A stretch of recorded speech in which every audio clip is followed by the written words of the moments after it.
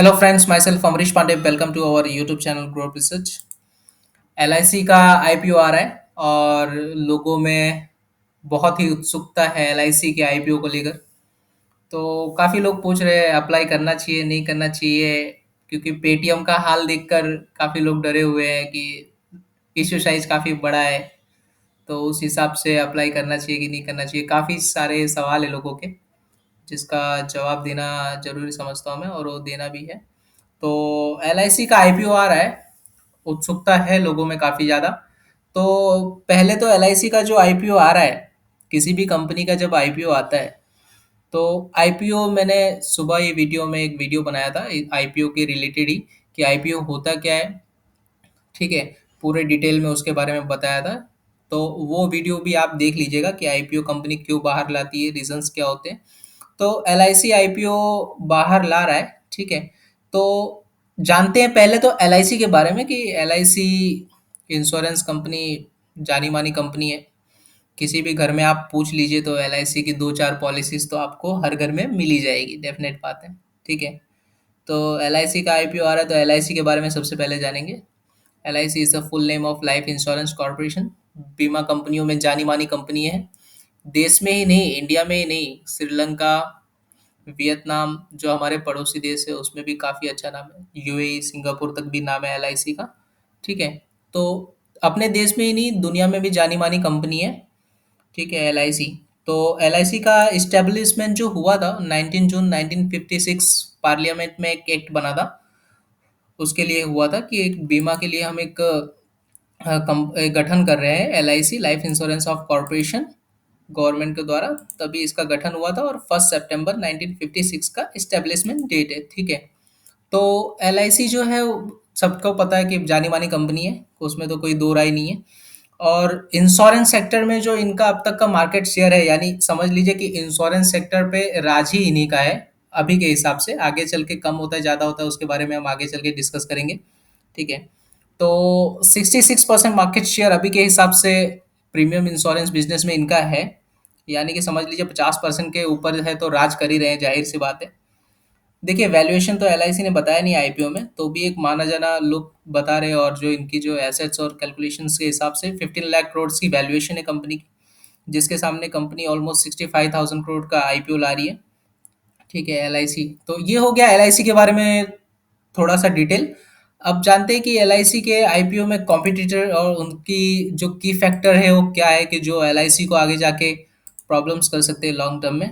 तो देखिए, एलआईसी का जो अभी है 64-66% के अराउंड का जो मार्केट शेयर है, यानी कि राज अभी भी ये कर ही रहे हैं। लेकिन आगे चल के प्रॉब्लम्स क्या आ जाएगी, because of the private company, जो प्राइवेट इंश्योरेंस कंपनी है वो अपने आप को काफ़ी अच्छा डेवलप कर रही है, लेकिन एलआईसी जो है वो पुराने हिसाब से ही चलती आ रही है। ठीक है, तो एसबीआई लाइफ जो है उनका अभी का मार्केट शेयर देखें इंश्योरेंस सेक्टर में, तो वो 7.83% का है। एचडीएफसी लाइफ का 7.63% का है। मैक्स लाइफ का 3.4% का है। बजाज का 2.1% का है। ठीक है, तो 2014 में जो मार्केट शेयर था एलआईसी का, वो 75% के आजू बाजू था, जो अब 66% के आजू बाजू का बजा है। ठीक है, तो उस हिसाब से जो मार्केट शेयर 2014 में था, अभी तो ऑलमोस्ट 9 to 10% जो है वो डिक्रीज हो ही गया है। तो उस हिसाब से जो एलआईसी जो पहले जो था वो 10-15 साल पहले, और कोई इंश्योरेंस कंपनीज नहीं आती थी, तो एलआईसी का ही सब लोग मतलब प्रीमियम पॉलिसीज ले लेते थे। ठीक है, तो अभी ऐसा क्या है कि प्राइवेट कंपनियां जब से एंटर हुई है, अब आप किसी से भी पूछिए, किसी को टर्म प्लान लेना है अगर 1 करोड़ 2 करोड़ का, तो एलआईसी का आप प्रीमियम कंपेयर कर लीजिए और बाकी प्राइवेट कंपनियों का प्रीमियम कंपेयर कर लीजिए। तो ज़्यादा करके लोग एचडीएफसी लाइफ और एसबीआई लाइफ या फिर दूसरी कंपनियों का, पीएनबी मेटा लाइफ हो गया, उन सब का लेना ज़्यादा पसंद करते हैं, क्योंकि एलआईसी का क्या है, premium they will premium high, उनका जो प्रीमियम चार्ज है वो हाई है। प्राइवेट कंपनियों का आप कंपेयर करेंगे तो लो आएगा, जाहिर सी बात है। तो ये चीज़ एक फैक्टर हो सकती है आगे आने वाले बिजनेस के लिए, एलआईसी के लिए। जो सबसे ज़्यादा जो आगे चल के इनका बिजनेस ग्रोथ जो है वो अप होगा कि डाउन होगा, ये इस हिसाब से आप एक कंपेयर कर सकते हैं। ठीक है, तो ये एकदम की फैक्टर है लॉन्ग टर्म पर्पस के हिसाब से, लॉन्ग टर्म इन्वेस्टमेंट पर्पस के हिसाब से। ठीक है, तो ये चीज़ आप एकदम ध्यान में रखकर इन्वेस्ट कीजिएगा। अभी कुछ भी डिक्लेयर्ड नहीं हुआ है, not anything declared via L I C, not anything declare via SEBI L I C I P O. ठीक है, कोई डिटेल डिक्लेयर नहीं हुई है, just everything was a prospect of tentative basis, सब कुछ टेंटेटिव है, एक अनुमानित चीजें हैं। ठीक है, आएगा तो आपको उसके बारे में भी मैं डिटेल जानकारी दूंगा। ठीक है, तो एल का मोस्ट बेनिफिट क्या है वो जानते हैं। देखिए, 2 लाख से ज़्यादा एम्प्लॉई है एल के पास। इतना बड़ा एम्प्लॉय साइज किसी भी कंपनी का बहुत ही स्पेशल हो जाता है। और 13 लाख प्लस एजेंट्स हैं लाइव।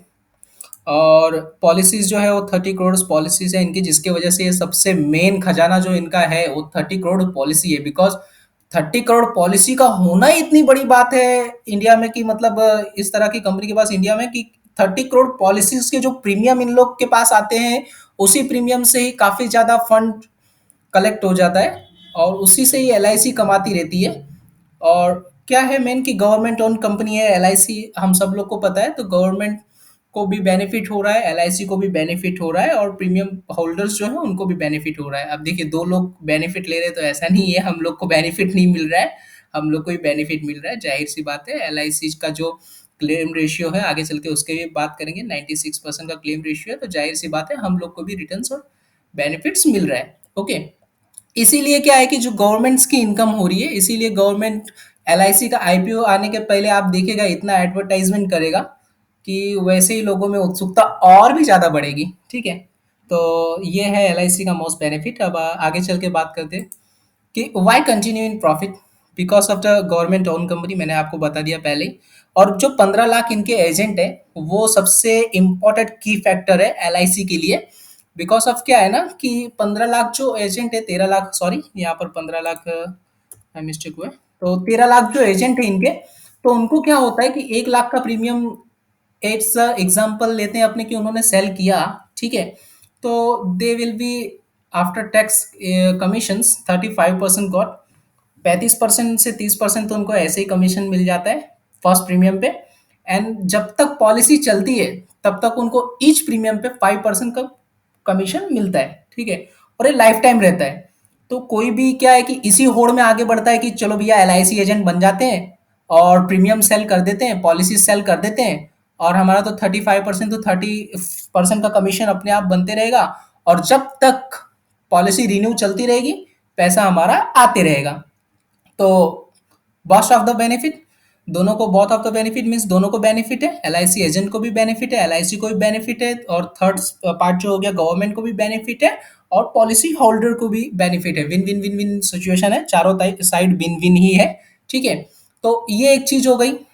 और सबसे बड़ी चीज यही है कि उनके जो इंश्योरेंस एजेंट हैं वो लगातार इसीलिए पॉलिसीज लाते रहते हैं, और एल दोनों हाथ से बटोर के पैसा लेती रहती है। ठीक है, और गवर्नमेंट भी फायदा लेती रहती है। तो ये सबसे उनका एकदम जो मेन जो कुबेर खजाना जिसको बोला जाता है वही है 13 लाख एजेंट। एम्प्लॉय होना कोई बड़ी बात नहीं है, एम्प्लॉय 2 लाख है तो बहुत पुरानी कंपनी भी है, इस्टेब्लिशमेंट आप देख सकते हैं, बहुत जो पुराना इतिहास है, तो इस हिसाब से कोई बड़ी बात नहीं है। और दूसरी बात क्या है कि इसीलिए एजेंट इनकी पॉलिसी सेल करते रहते हैं। क्लेम रेशियो 96 to 97% का है, सबसे अच्छा क्लेम रेशियो है। तो क्लेम और फास्ट भी इनका, आप देखेंगे क्लेम का जो सेटलमेंट का तरीका है वो भी बहुत फास्ट है। ऐसा नहीं है कि बहुत स्लो है, कि नहीं क्लेम नहीं देते हैं, काफ़ी ज़्यादा उलझा के रखते हैं, ऐसा कुछ नहीं है। क्लेम भी तुरंत पास कराते हैं। हमारे कुछ एजेंट्स हैं जिनसे हमने पूछा कि किस तरह से आप लोग का क्लेम का तरीका है, किस तरह से आप कितना जल्दी क्या करते हैं, तो उन्होंने बताया कि क्लेम भी जल्दी पास हो जाता है। हमने लाइव एग्जांपल भी कुछ देखे, उसके ऊपर भी रिसर्च और एनालिसिस किए, तो उस तरीके से भी ये लोग क्लेम रेशियो भी इनका काफ़ी ज़्यादा अच्छा है। ठीक है, तो इस तरह से भी एल एक काफ़ी ज़्यादा बेनिफिशियल हो जाता है। और सेकंड जो है वो special information about L I C, 10% already reserved for the LIC policy holder. Okay, that's most benefit for the our LIC holders client. ठीक है, 10% जो है वो ऑलरेडी रिजर्व रखा है एल ने उनके पॉलिसी होल्डर के लिए और एम्प्लॉय के लिए। ओके, तो उसमें क्या होगा मैं आपको बताता हूँ। जैसे कि उन्होंने 10% का जो रिजर्व कोटा रखा है, उसमें उनको ऑलरेडी 10% डिस्काउंट पे मिलेगा एल अब जैसे एल की रेट है 2000, अब 10% उसमें डिस्काउंट मतलब 200 रुपये आप डिस्काउंट से भी आपको गेट कर लेंगे। ठीक है, यानी 1800 रुपये का आपका बेस प्राइस हो गया। अगर एल 10% या 20% भी प्रीमियम में खुलता है तो आपका डायरेक्ट बेनिफिट हो जाएगा 20% का। ओके, तो ये एक एलआईसी पॉलिसी होल्डर के लिए काफ़ी अच्छा बेनिफिट है। तो आपका जिन भी एलआईसी पॉलिसी होल्डर ने अब तक डीमेट अकाउंट नहीं खुला है, वो प्लीज़ डीमेट अकाउंट खुला लीजिए। और एलआईसी के बारे में जो भी इंफॉर्मेशन आएगी, कैसे आईपीओ भरना है, किस तरीके से भरना है, उसमें भी हम लोग आपकी पूरी-पूरी हेल्प करेंगे, हमारी टीम, ठीक है? तो उसके लिए क्या होगा मैं आपको बताता हूँ। उसके लिए 2 ब्रोकर्स हैं हमारे पास।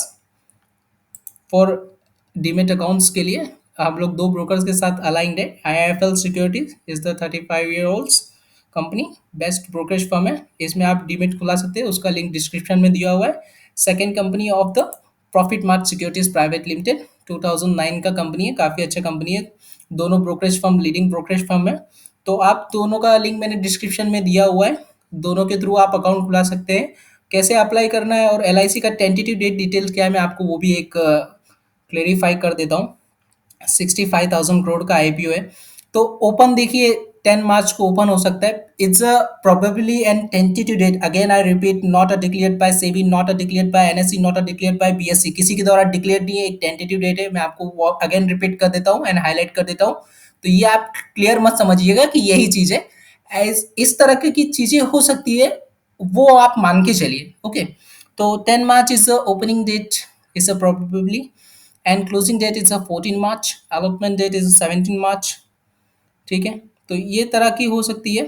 और एस्पा के द्वारा जो अनब्लॉकिंग है 21 मार्च को चालू हो जाएगा, 21 मार्च को, और क्रेडिट मिल जाएगा आपको 22 मार्च को शेयर्स का, and available for the trading 23 मार्च को लिस्टिंग हो सकता है, ऐसा अपने मान के चल सकते हैं। इश्यू प्राइस जो रहने वाला है 2000 से 2100 का हो सकता है। लॉट साइज से 7 शेयर का, लिस्टिंग दोनों एक्सचेंजेस में होगी, एनएससी एंड बीएससी। तो ये प्रोबेबिलिटी है, कोई डिक्लेयर या कुछ क्लेरिफाई नहीं है। तो इस तरीके से है, टेंटेटिव डेट्स एंड डिटेल से क्लेरिफाई होगा जैसे जैसे डेट नज़दीक आ जाएगी। और अप्लाई करना चाहिए नहीं करना चाहिए इसके बारे में मैं अभी नहीं बताऊंगा, ये तो खाली जस्ट मैंने आपको इन्फॉर्मेशन दी है। आप डिमेट अपना खुला के रखिए। किस तरह से आगे चल के होगा कि क्या एलआईसी के प्रोस्पेक्टिव हो सकते हैं, किस तरह के ग्रे मार्केट प्रीमियम है, उस तरह से भी देखा जा सकता है। और आगे चल के मार्केट का बिहेवियर क्या है उसके बारे में भी मैं वीडियो आपको बताते रहता हूँ। तो वो भी आप देख लीजिएगा, उसमें भी आपको काफ़ी अच्छी जानकारियाँ मिल जाएंगी। और डीमेट पहली बात तो खुला के रखिए, क्योंकि एलआईसी का आईपीओ अप्लाई करने के लिए पॉलिसी होल्डर्स को तो बहुत ज़रूरी है, क्योंकि 10% दे गॉट ऑलरेडी डिस्काउंट।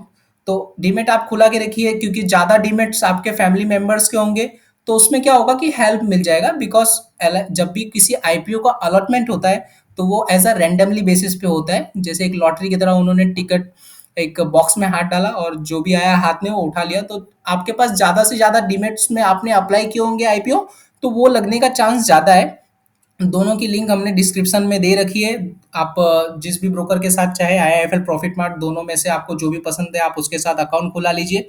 और हमारी टीम जो है वो आपको 100%, आप जब भी हमारी हेल्प चाहे हमारी हेल्प ले सकते हैं 24/7। मयूर भाई और मैं अवेलेबल है आपके लिए। तो उसमें भी आपकी हेल्प करेंगे। वाया यूपीआई आपको आईपीओ भरना है, वो भी किस तरह भरना है वो भी हम लोग बता देंगे, या हमारे थ्रू डायरेक्टली आपको भरना है बैंक के थ्रू, या आपको जो फॉर्म होता है एसबा का जो आईपीओ एप्लीकेशन फॉर्म, वो भी हम लोग आपको डाउनलोड करके मेल या डायरेक्टली इन टच में दे देंगे, जिससे भी आपको काफ़ी ज़्यादा हेल्प हो जाएगी। और जिसको भी आईपीओ अप्लाई करना है तो वो तुरंत के तुरंत डीमेट अभी खुला लीजिए, डिस्क्रिप्शन में लिंक है।